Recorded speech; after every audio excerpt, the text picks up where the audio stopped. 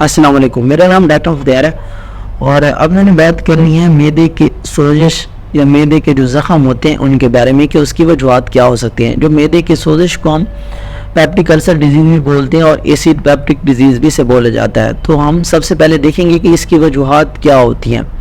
इसकी जो सबसे मोस्ट कॉमन काज है हमारे पास वो एच पाइलोरी बैक्टीरिया है, जो कि दुनिया की आधी से ज़्यादा आबादी के अंदर पाया जाता है और ये आलूदा पानी और आलूदा खुराक से फैलता है और ये जाके हमारे स्टमक के अंदर जो है ज़ख़म करता है या उसकी सोजिश करता है। ये सबसे मोस्ट कॉमन काज है।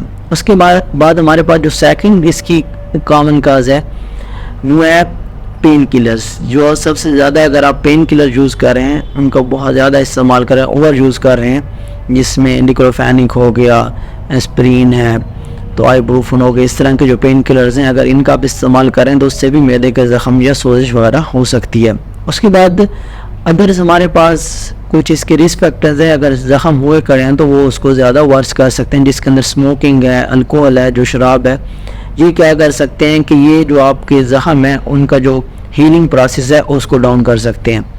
उसके अलावा जो हमारे पास स्ट्रेस है, एंजाइटी है, इसके अंदर तेज़ाब की ज़्यादा प्रोडक्शन होती है, जो HCl होता है, तो उससे ज़्यादा वर्स हो सकते हैं आपकी जो अल्सर्स हैं।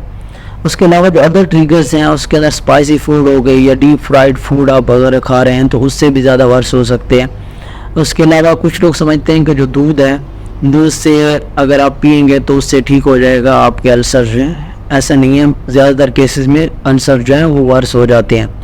तो ये हमारे पास कुछ काजेज़ हैं जिनकी वजह से मैदे के ज़ख़म जो हैं या मैदे की सोजिश है वो हो सकती है।